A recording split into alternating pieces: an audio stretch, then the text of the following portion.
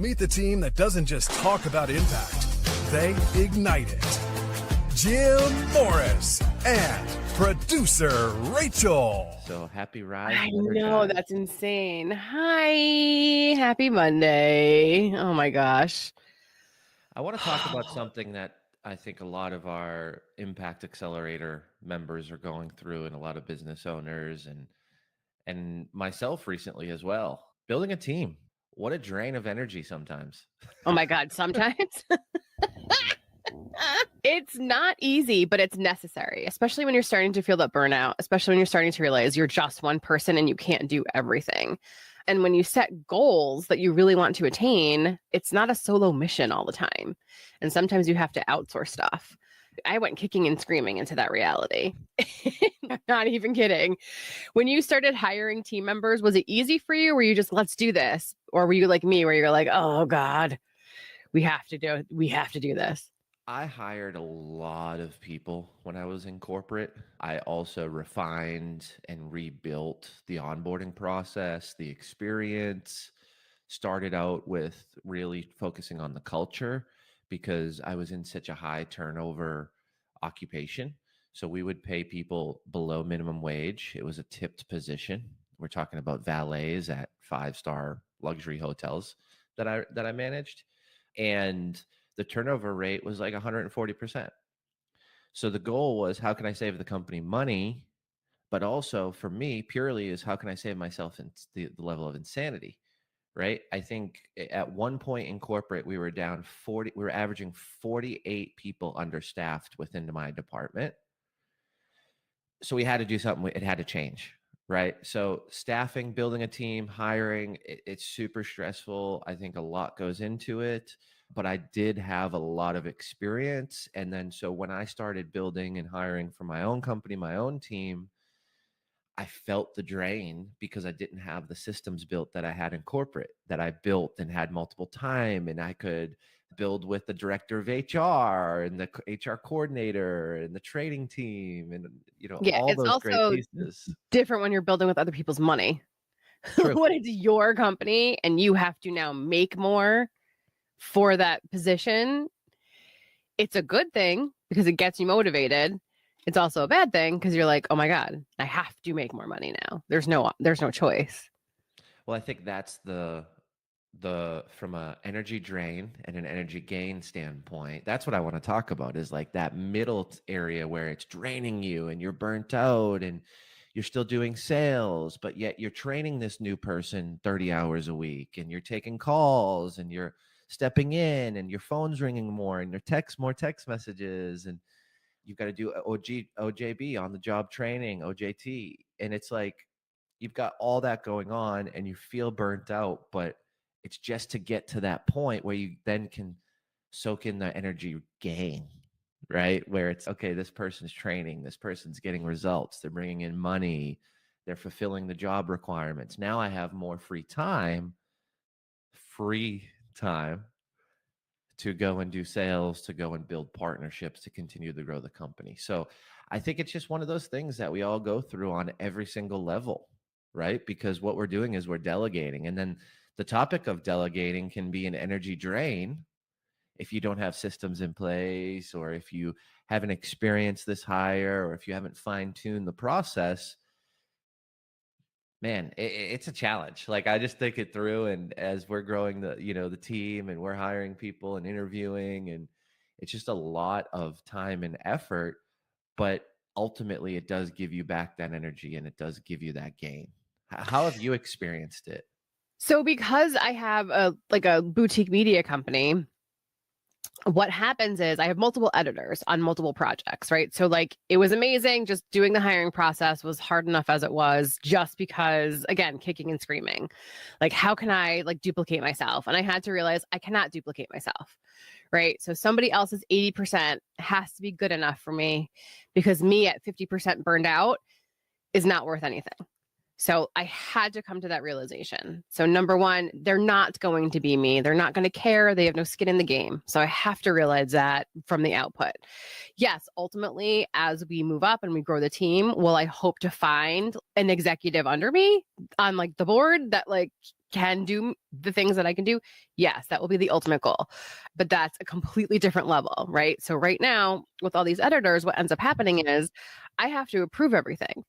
So I'll send all these projects out because I have short form, long form YouTube editors, documentary editors. And then all of a sudden, everything happens to come back at the same time. That's what's frustrating me, where everybody's like, okay, great. Now we need your approval. And it's, oh my God, how am I going to make it the time for this? And so it's just the reality of the system that I created where I have to be the like approver before it goes to the client. And as far as standard operating procedure goes, it's okay to change it. It's okay to pivot it. It's okay to not stick with it all the time, because if it's not working, fix it.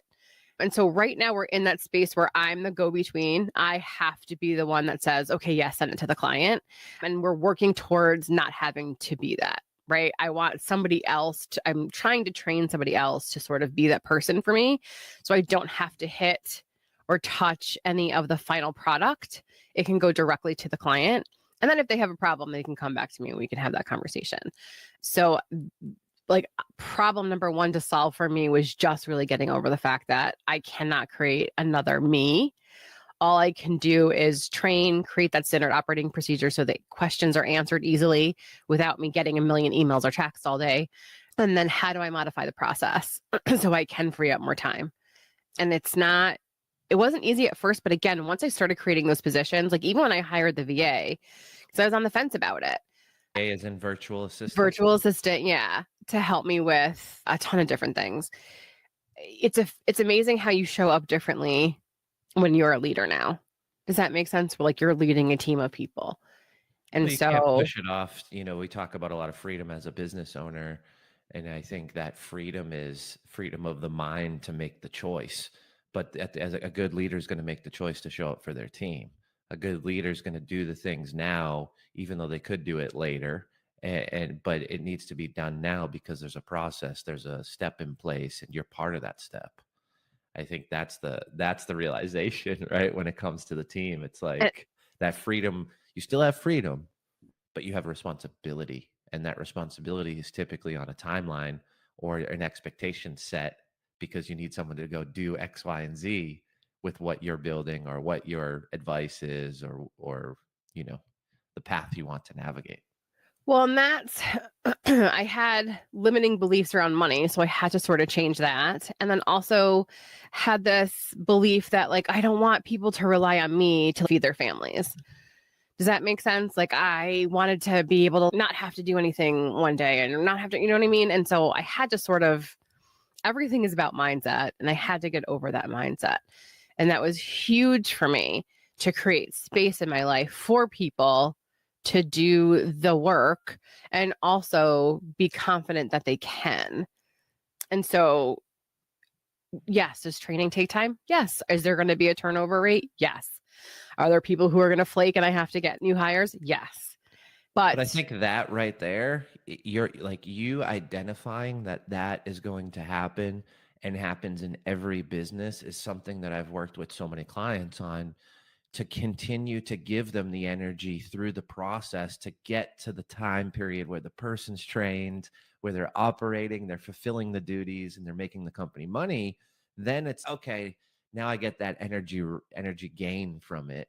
But it's those things right there. If this is the first employee in the first time you built the system, there's going to be potential issues or problems, and that employee may leave because the system's not built, or you may come up with, a different route you want to go with that role, or at the end of the day, they're not making the decisions you wanted them to, and you've got to remove them, right? But it's what you just said is like, you're not going to hit a home run every time you hire the first person for that first role or that first position, because you're still figuring it out, and maybe you do, and that's amazing. And you stick on to that person, and maybe they have more entrepreneurial spirit, and, they have a high level of responsibility, but they also have a high level of adaptability, and maybe there's an amazing role for that person, and they continue to move up in the company. But I think a lot of business owners and entrepreneurs tend to look in the mirror and go, oh, I failed because the first hire for this role that I just created 2 days ago used ChatGPT to write the description. I've never interviewed for this role. I've only interviewed for X, Y, and Z. And I didn't hit it out of the park. I shouldn't have hired. This is stupid. I should just do it myself. We tend to go right back to the fear of delegation because we didn't hit a home run at our first swing. That to me is where I see a lot of the drain. And I think having people around you who have done it, a business partner you can talk to, Impact Effect Accelerator, people who will walk you through this, like Rachel and myself, other members who have hired hundreds. I mean, I've hired probably almost 1,000 people in my life.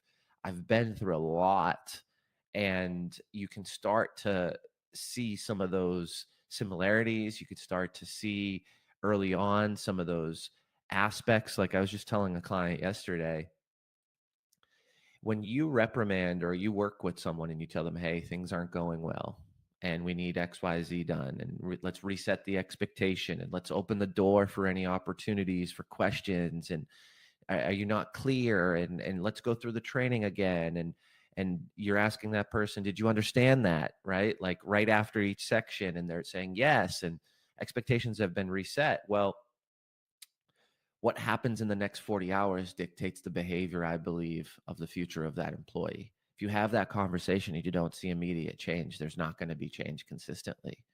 So I often tell people, set the expectation, but then be ready in 48 hours. If you don't see a change of behavior, you need to terminate. You need to make another decision or have another difficult conversation. Maybe it wasn't direct enough, or maybe it wasn't received correctly, or it was a shortened conversation.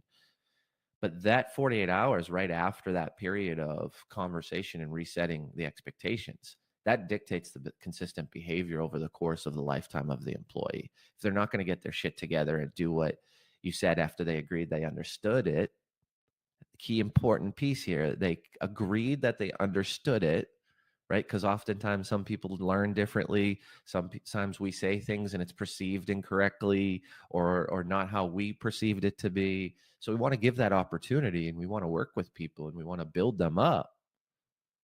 But it's just so important to see those patterns. And I've seen that pattern over and over and over. So hopefully we can help with some of that energy drain. Well, and also just help with that fear, getting you over that fear, right? Like we can do hard things. And I think that's what Impact Accelerator has helped a lot of people see is, oh no, I can do the thing, right? I'm not in this alone. And even if you are a first time hirer, you're hiring for the first time, you have people like us that have been through it. Yeah, I think that's the biggest thing to remember is we can do hard things. I had this conversation yesterday with a bunch of ladies who are all going through the same thing. We're all going through burnout in our businesses. And I was like, you have to outsource some of these things. And every time like people ask, but how, or how can I afford to? It's you can't afford not to sometimes. And that's the reality I had to come to, was like, I can't afford not to do this. And it's freed up so many different things. I mean, that space has been taken up, but with things I should be doing, right? Going to meetings, networking, connecting, marketing, selling, doing all those things. And so it's been amazing to see myself grow into the role as a leader of my own business, right? It's crazy. How do you feel too? Do you look at yourself and think, oh shit, like I did this, like I created this? I probably should think about it more often, but there's We need to pat ourselves on the back more. there's micro moments in my life where a team member will say something impactful. We brought on a new team member a couple weeks ago, and he like watched my whole TED talk and was like asking me questions, and was just, I'm so excited to be part of the team. And, the TED talk was amazing. And, hopefully, I can find that person that's 1%. And I look at this company as those people that are pushing me. And like, you get those little moments where it's like, wow, there's so much impact here daily, or I have such an opportunity for influence, good or bad. So yeah, I mean, I do feel that, but I think at the end of the day, I was born to lead people and to guide people. I think actually that is my calling, to protect and to advise based on some of the things that I've done. and the hardships I've been through. So I enjoy that. I just often sometimes don't realize that a small 2-minute conversation of something that is just natural and I've regurgitated 100 times, whether it's on a podcast or in conversation or in a training, what someone can do with that information and what that impact is. And sometimes I want to help clients and I don't even realize how much we're impacting and leading and helping our team. So I probably need to sit in it a little bit more than I do, but it comes up often, and I'm grateful for that. I'm grateful for those reminders. Well, Sure. I think that a lot of times we're just go, go, go. But I want people to reflect today. Reflect on where you are at your new business, where you want to go in your business. Also, pat yourself on the back with how far you've come. And if you have to outsource, if you have to hire, you can do hard things.